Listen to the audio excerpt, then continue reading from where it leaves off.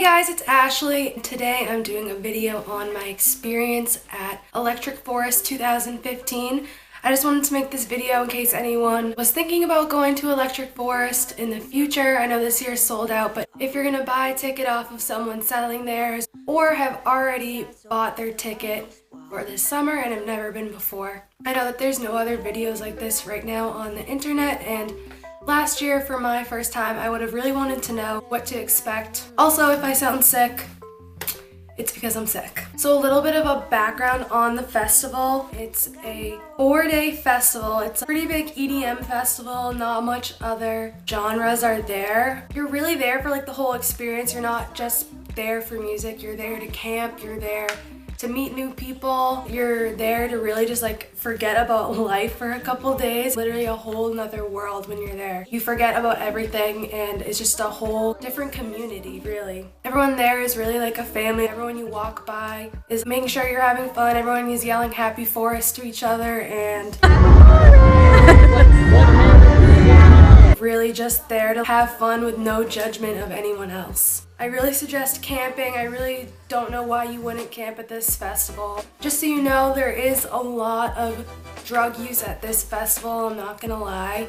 And it is kind of scary. A lot of obvious drug use. If you're not comfortable with that, I definitely wouldn't suggest going. So to get there, me and my friends drove from Massachusetts all the way to Michigan, which was about 15 hours. I suggest if you're going with other friends to just not try to stay with each other the whole time, especially if you're driving from somewhere as far away as I am. It's really easy to lose each other. I would suggest having a place about an hour away from Rothbury that you want to meet up with your friends at, and then you follow behind each other from that point to make sure that you can camp next to each other. Camping is just an order of how you get there, so if you don't arrive with your friends, you won't be camping near them unless you get group camping, which is very limited. Also, if you're going on a really long road trip and you haven't been on one before, I would suggest to schedule in a couple hours for stopping, because you think, oh, we're not gonna stop anywhere and it takes 15 hours to get there. Like, we'll leave 15 hours ahead of time, but you need to stop for gas and go into the bathroom every couple hours. And honestly, that takes way longer than you'd ever expect. We literally only stopped to go to the bathroom and never even sat down anywhere, and we still took an extra 2 hours to get there. So I would suggest leaving, like, depending on how long your road trip is, like a very large amount of time to stop if you don't want to be going straight through the night. Another suggestion that I have would be to fill up your gas tank before you get in, because since it is a camping festival, sometimes you just like really want air conditioning or you want to charge your phone. You can't do that if you don't have a solid amount of gas in your tank. We arrived with only half a tank of gas and we kind of regretted just not stopping and filling up the tank. You really just want to put that extra $30 into filling your tank so you have as much electricity use as possible throughout the next couple days. When you stop for gas and stuff, go to the bathroom before you get in, because porta potties fill up so quick. It's literally disgusting. You want to avoid it at all costs. Like, they're overflowing inside.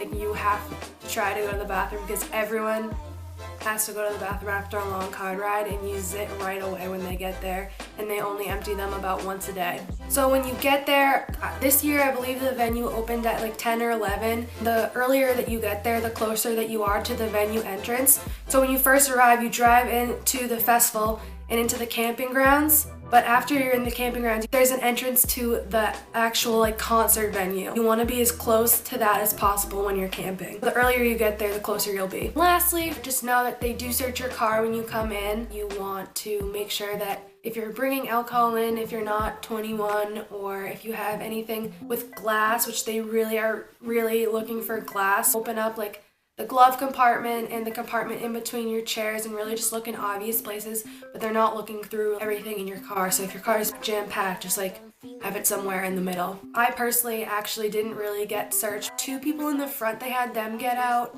just to quickly be able to look in the glove compartments of the back seat. Didn't have to get out, and they searched our car in like less than 30 seconds. And when you go in, you want to have your ID out. I'm pretty sure I remember needing my ID to get in. And you want to have your wristband already on and pre-registered, because so many people are trying to get service when you're in the same spot as like 40,000 other people. You don't want to worry about not being able to register your wristband when you get there, so just put it on so you don't lose it and register it as soon as you get in the car for the trip. For camping, basically everyone camps, like I said. You should really camp because it makes the experience, like, I think, so much more crazy. I've been at a festival where there wasn't camping offered. It felt like you're going to like day events, but you really get like a full festival experience if you stay there overnight. Like, it literally never ends. As soon as you wake up and as soon as you go to bed, it's like you're just living and breathing electric forest. I suggest for camping that you bring an Easy Up, which is just basically to keep shade. We had our Easy Up in the middle with tents all around it and our cars blocking it in. For a little bit more privacy, I would also suggest getting tapestries. I always just thought for decoration, I don't know, because it looked nice. I didn't realize that people brought the tapestries basically to create walls to get a little bit more privacy if you want it, and especially to get shade, because you're literally never going to be away from the sun for the next 4 days and you really want all the extra shade that you can get. Don't forget to bring a ton of clothespins and things to secure the tapestries, because we did not think of that, so we just tucked it in at the top, and when the wind would blow, the tapestries would blow with it, so you want to be able to get them attached to the bottom of the Easy Up. Don't forget to bring like a little table that's really light and can fit in the car, also some foldable camp chairs, and something that I didn't realize would be so useful, a cot, and ended up being a lifesaver because we could use it as a bench if you didn't feel like sitting in like one of those chairs where you have to lay way back. So at night it gets really cold and it's like just freezing, like you need a jacket, and it's like hard to fall asleep because it's so frigid. But during the day I would wake up every day as soon as the sun came up, because the sun would just beat into the tent and it's so unbearably hot. So when you can't sleep because it's so hot in your tent, you want to be able to have somewhere it's a little cooler. So once you get out of the stuffy tent, it's a lot easier to sleep. So that cot was actually a lifesaver because we could all rest on it in the morning without being in the unbearably hot tents. Another thing I really suggest is bringing an air mattress. I brought an air mattress and I brought a ton of extras, and they ended up not being able to blow up because they had holes or whatever in them. So I was like one of the only ones with an air mattress, and really you could tell that I was doing a lot better than everyone else by the 4th day just because of the comfort of the air mattress. The shower situation, I literally never even used the showers while I was there, which is disgusting, but it's true because you need to spend money on them. The showers are really short. I heard that they're so dirty that you'd rather be sitting in your own filth than like everyone else's filth that collects in that shower. I had baby wipes to like rub off the dirt and just freshen up, so I really suggest bringing like multiple packs of baby wipes because we ran out really quick, and that's something I really wish that I had brought more of. I know other people that went to the water fountains in the morning, which are basically just huge long sinks with multiple fountains coming out. She just flipped her hair over and like scrubbed her hair and shampooed and conditioned her hair every day. What we did on our last day was go over to Lake Michigan, which is pretty close, and we just brought our shampoo and conditioner and freshened up in the lake. Oh, I also suggest to bring dry shampoo to freshen up. So now to talk more about the events at Electric Forest. The first day, everyone's rushing in and wants to get in at the same exact time, and normally it's like you go in and out throughout the day, so there's not really a line to get in. On the first day, we had to wait in a line for about an hour, and I know that there are other people that waited in line up to like 3 hours, so that's something that you should be prepared for when you get there. The concerts start, like the first sets are at like 4 p.m. every day. Depending on the day, like some of the sets will go up till like 3 a.m. and then the forest is open until 4.